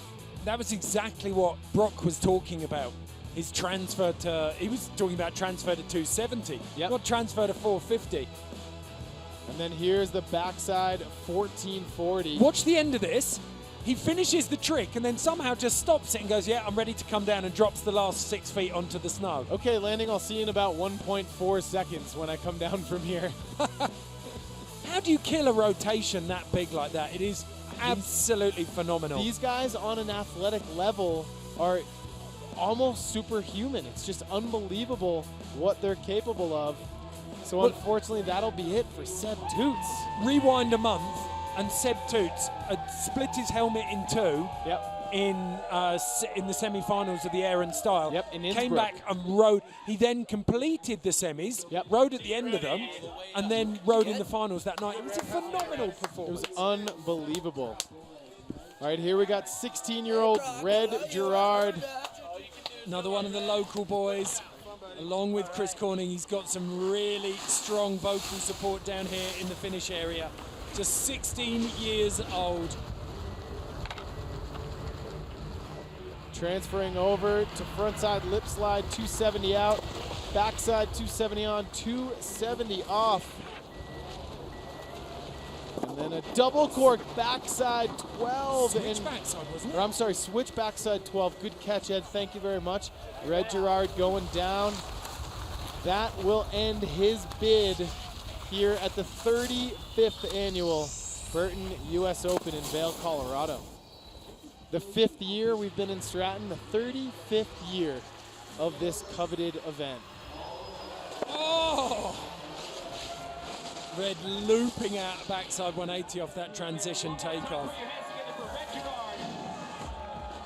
So, absolutely phenomenal talent, just 16 years old. This kid has such a bright future, and the fact that he's punching comfortably at this weight now bodes well for the future of snowboarding. Absolutely. This is a lot of pressure. You're on the world stage at the U.S. Open, and it really does not seem to be affecting Red, not just on camera, but off. I've seen him walking around the village, and he's just having a good time. He's all smiles, he's hyped, and that's a good thing. How surreal must it be at 16 to walk into a finish area and see enormous effigies of your head? Yeah. Look at that. There is the Red Bull obstacle, and that is Mark McMorris watching very, very closely at the top of the course. He knows what's going down. Only 2 riders left to drop that could dethrone Mark McMorris, your current leader. I'm sorry, 3 riders left to drop. This guy, one of them, Ståle Sandbæk, the Norwegian, one of the most explosive snowboarders on the planet, Also getting one of the ready most to stylish. take, very, very stylish, getting ready to take his 3rd and final run. Starting things up with that change up, board slide to switch, and then cab 270 on, 450 off. Ståle Sandbæk. It's immaculate, isn't it? Just a little bit of a heel-side riser as he made that strong carve out to the transition. Oh, the double crippler to fakie, and he just lands too deep. It doesn't affect the speed of his run, but it will affect the score of his run. Ståle Sandbæk, what is he gonna throw out for the crowd? Just a big old straighter. I think he was going for the method there. So Ståle Sandbæk, 4th place going in to the 3rd run. Has he held on to it? Love that change up, and he locked in beautifully. It was just the angle out, wasn't it? Yeah, and here's that 270 on, 270 off from Ståle Sandbæk. Coming off some pretty heavy knee surgeries, but he looks to be back now, fully healthy and a force to be reckoned with. There's the cab 1260 Stalefish. And right here, the legs absorbing that judder on the heel side edge there. Unbelievable.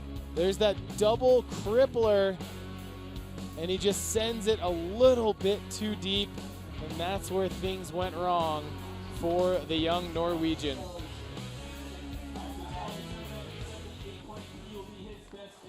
There we go. Little bow for the crowd. So let's take a look.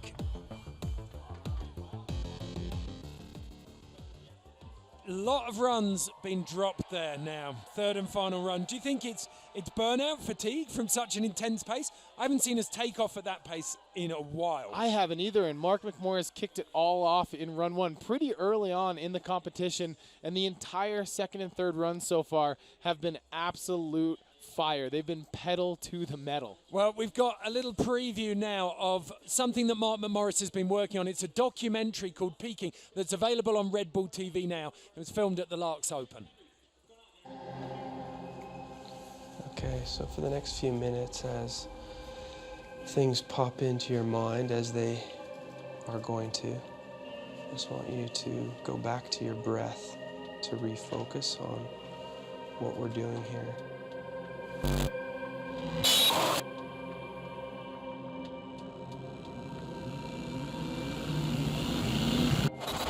Oh my goodness. Mark with one of the heaviest toe edge catches coming down that landing I have ever seen.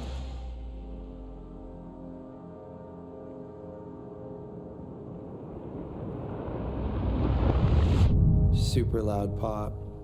It's like, okay, I broke my binding off my board. Like, something's wrong, but is my binding attached to my board anymore? Just looked down and was like, oh no. Like, something else is not attached. You know, pain doesn't hit yet. And then pretty much just like, it went like silent, you know? Kind of like buzzing, like in your head. Oh no, oh no. Shock, 1, 2, 3, 4, 5, pain. A broken femur. Our best is with Mark right now. This is going to be a long recovery. Am I going to be able to snowboard at a competitive level ever again, or even do like half the stuff I was doing?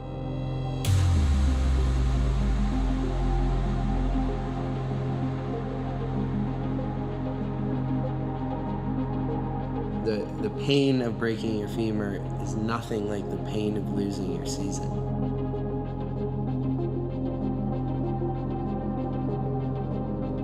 You know, you think about everything after, and you think and you think and you think, and you're so upset, and you think about all the things you could have done different, but that's over. Like, that's the past, you gotta move on. It's so hard. It's just so much strain on the knee.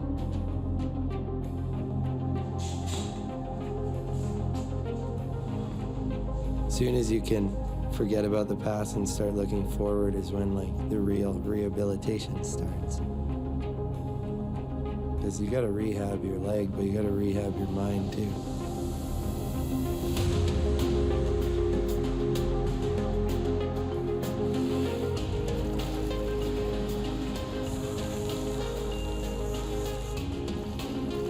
You learn so much about yourself and what you really care about, what I want to accomplish. It's all so much clearer now. Getting back to snow was just like the dream, and then I got back to snow feeling way better than I ever thought I would.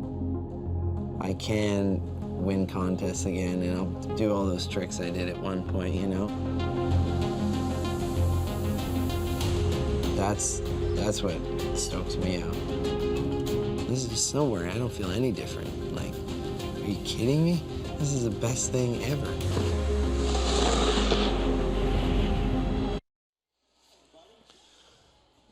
Go and watch that documentary. I think that we saw the crash a couple too many times. I only needed to see it once. But yeah, that was absolutely catastrophic. About as bad an injury as you can sustain as a snowboarder. And as you were saying earlier, Ed, it's unbelievable that he's even back snowboarding at this level, let alone so soon after something like that happened. Well, you see someone like Kelly Clark. I mean, she's exactly the same level in women's pipe snowboarding. She rode here last year with a detached hamstring. Yep. Big injury, and it took her a while to come back.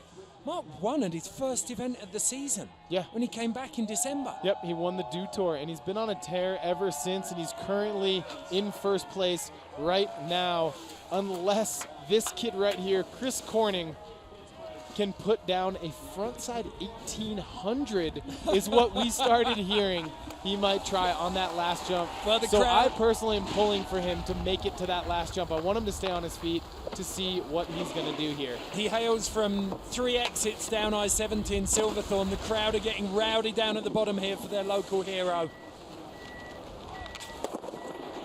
There's the front side 12. Into the switch, backside 14. Not Is he going to give us? Put it down. He might give us the show regardless. No. No, I think he's going to take it easy. Giving us a method. Oh, Chris Corning. Well, the third run didn't go to plan, but the first two did. And in the space of one event, Chris Corning has gone from kind of rookie season in 2016 to honeymoon in 2017 to one of the big hitters. Absolutely, and he is officially a U.S. slopestyle Olympic hopeful in many people's opinions. Top 3 showing at a U.S. Open. Chris Corning makes the podium with 2 of the most explosive runs I've ever seen in a half or a slopestyle final. Less than a year ago, this kid had a GoFundMe page set up so that he could travel to Slovakia to compete in the last slopestyle of the season. Yep. Absolutely phenomenal how much difference a year can make in snowboarding. From the fringes to front and center on the biggest stage, Chris Corning May not have landed this third run, but take a bow. Your performance today has been nothing short of spectacular. Yeah, going down on that backside 1440. And there is only one rider left to drop that can steal the win from that man right there, Mark McMorris. He is looking on as we get ready for Sven Thorgren. Can Sven do it, or will Mark McMorris taste that sweet, sweet redemption he's been looking for since Los Angeles last year? So many contests, Sven will qualify him first, and then whether he doesn't have the intensity or the focus, I don't think it's that, but he gets moved over by a couple of points in the finals, so he'll be desperate to take this. All right, here comes Sven Thorgren into the jump line. Holds on to that just. A little bit of a bobble. Backside 14 stale, and that is it. Oh, so disappointing for Sven Thorgren, and it's official. Mark McMorris will take the win here at the U.S. Open Slopestyle. He is elated right now. It is time, almost time, for a victory lap for that man right there. Do you see Jack Matroni getting some Snapchat? Yeah. Nobody deserves it more. He came out swinging, threw down one of the most progressive runs we have ever seen at a U.S. Open. It was a first-round knockout. Absolutely. A Mike Tyson left hook straight to the jaw. And you've got to give it up for everyone. I mean, Sven came out swinging, Cronin came out swinging, Stale came out swinging. They were all so good, but on the day, I mean, it's almost superhuman. In the context of the documentary we've just seen about Mark McMorris, where he was a year ago to the run he laid down today is absolutely incredible. Yep, and we interviewed Ben Ferguson a little earlier in the broadcast. He said if you're a betting man, that's your favorite right there. And if you did place money on Mark McMorris, you probably made a bunch, because that kid is your U.S. Open slopestyle champion. I don't think you would have made that much, I reckon. Yeah, you might have been a 1-to-1 favorite. Yeah, less. Is that possible? 1 to none. All right, so here comes the victory lap from Mark McMorris. Kudos to this kid right here. He has been through a lot in the past 365 days. And he is just going to enjoy this run. Big old method on that first jump. This is like getting a little glimpse at Michelangelo in his studio, isn't it? He's just kind of sketching at the moment with some of the classic tricks. 50-50 backside 180.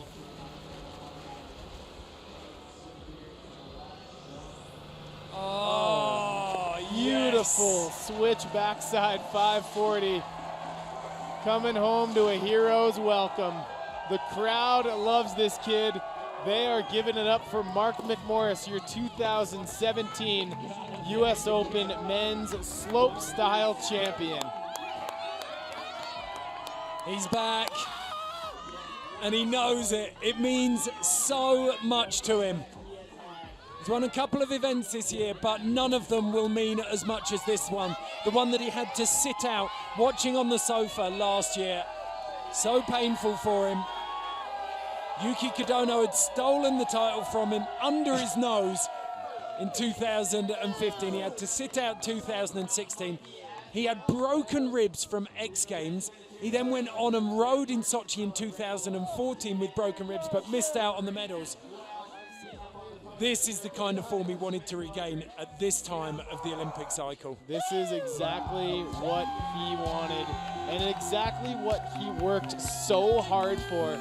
Congratulations, Mark McMorris, slopestyle champion here in Vail, Colorado. Tina is down there with Mark McMorris now. I am handing the champion his board right now, Mark. A year ago. We gotta let him enjoy this. This is, I mean, it was a year ago. You were watching this with a broken leg, and you went through just all the recovery. What is it like? How would you describe being back and winning in the way you did? This means everything to me. This is the biggest event to me, and I love this event. It was the start of my career. First time I ever made a final in a pro event. and I had to sit out last year and watch. And this is my 3rd win in Vail, and I'm so amped to be healthy again snowboarding. And then the fact that I'm like doing well again is just the best feeling on earth. All right, well, let's talk about that first run because you set the tone. You did that switch backside 1620, and you showed what was possible. And all the other riders, they were going for that same trick. I know, it was just insane the level of riding. Like 1620 we're at. They were showing my winning run from 2013, and I did 2 10s and a double backflip, I think.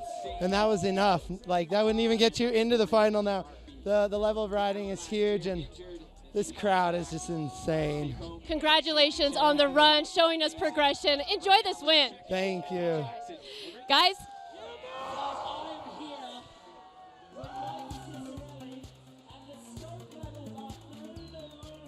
Well, you can see Mark out there soaking up the crowd, enjoying himself. It's been a long wait for him. As we said, he got robbed in 2000. Well, he didn't get robbed, but Yuki snuck that win out from under his nose, and then he sat out last year. This is going to be a sweet victory for him. Yeah, and it has to be sweet for him, not just with the leg injury, but also considering the fact that you look at the recent progression of slopestyle riding on the men's side. It is 90% due to that kid right there. Mark McMorris kicked all of this off. The minute he started getting into that double and triple cork realm, it created his own worst enemy. He created a little gaggle of minions that are trying to take him down. And so for him to come out on top here at the US Open and prove to himself that he is still the best slopestyle rider on the planet must feel so good for him. Especially because, as you said, in 2011, when he debuted the backside 1440 triple cork, he actually retired a generation of pros. Absolutely. Who instantly, like, he put 15 dudes out of a job. Yeah, instantly. And this season, you look at X Games, you see Marcus Cleveland and Max Parrow throwing down quads, and he must have been wondering the same thing. Absolutely. And I think, you know, Mark will take that step toward the quad cork. I think you're going to have to, fortunately and unfortunately in some cases, for the Olympics. But today, it was the switch triple cork 1620, a trick he had never landed before that Mark put down when it counted the most. That's why he's the best in the world. Let's take a step back a place then. Do you think that that's why it's impossible for Sven to take a podium at one of these big events because he doesn't have the triple? That's a really good question. You know, I think yes and no in many respects. I think if he stays on the path he is, it will be a little bit, it's only going to get harder for him to win that big event. However, Sven is capable of some pretty incredible athletic feats. We saw Chris Corning today wanted to go for the 1800. I see Sven going in that direction as well. Well, so far today, we've been collecting a little bucket down here of the adrenaline that's been milked out of both Tom and I. I hope that you're feeling exactly the same way. It has been a draining experience watching slopestyle today. Let's relive that winning run with Mark McMorris. Yeah, this was his first run of the day. Switch backside 270 on. And then going cab 270 right there. 270 off. And this is where things start to get crazy in Mark McMorris's run. Cab 1260 right there. Into the backside 1440 triple cork. Look at how smooth he lands that. And then there's the board slide 630. No, or 810. 810 board out. slide 810 into the switch backside triple cork 1620. Watch Mark McMorris's reaction as he rides away. He is through the moon excited, as he should be. Did you notice on the replay there of the 1620, as he got through the first 2 corks, he's looking at the landing and then he throws and commits into each of those corks. Yep. There is so much going on in that trick. Yeah, you don't just throw your body and hold on. That won't work when you're in double and triple corkville. You have to actually commit to it mid-trick, know where you are, have the air awareness to understand when you need to initiate that third and final cork. It's an incredible athletic feat. Well, from the first one, you're kind of measuring yourself. As you could see there very clearly, Mark was measuring himself against the landing. But, yeah, the commitment that he's got to be locked into that third and final rotation because it's also blind. Absolutely. Now, here's a question for you, Ed. Based on what you saw today as the last big contest of the year, who is the presumptive gold medal favorite right now for the 2018 Olympics? Okay, I looked at Max Parrow in Larks in 2016, and I thought we were going to see him shift a long way across to big air. Yep. Because his rail game was really coming up short. Yep. He went away and he worked on that. He came back, took out, I call 3 big majors of the snowboard season where we've got slope and pipe both happening. You've got Larks, X Games, US Open. Yep. And in Larks, Max came out and he dominated. It was very, very strong. No half pipe at Dew, but the slopestyle is still strong. It didn't have the same snow conditions to run everything together. So Mark McMorris's victory there was great. But here we go, the podium. You can always tell how much a victory means by the aggression in the champagne. I think so. I think so.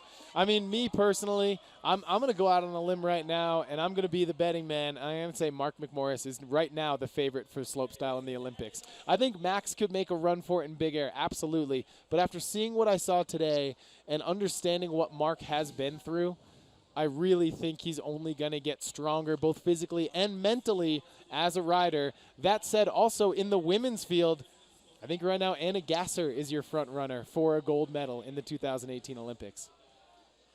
I'm in two minds because Marcus Cleveland is there. I think Marcus is very, very good.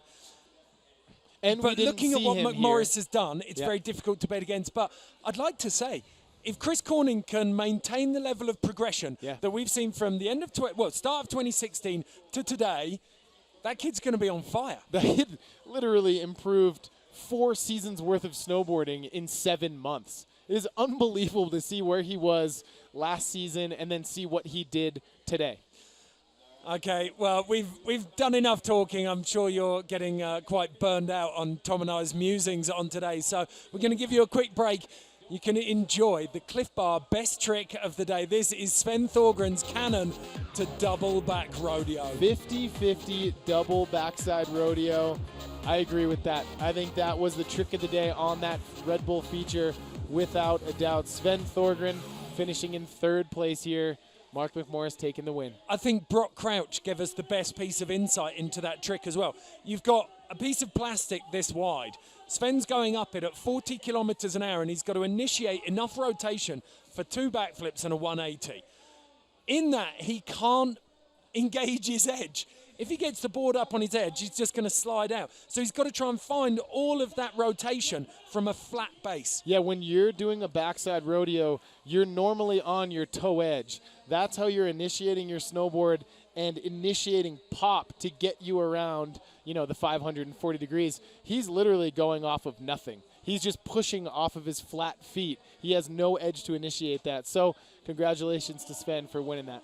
Yeah, Sven Thorgren in 2nd place. Mark McMorris, our deserved winner here at the men's slopestyle finals at the Burton US Open. That's all for today. We'll be back tomorrow with men's and women's halfpipe finals. And if you still haven't been sated, in about an hour's time on Red Bull TV, we've got the Vans Park series from Sydney in Australia. That is going to be incredible. Tom and I will see you tomorrow. And you can check out all the highlights from today's event on the replay.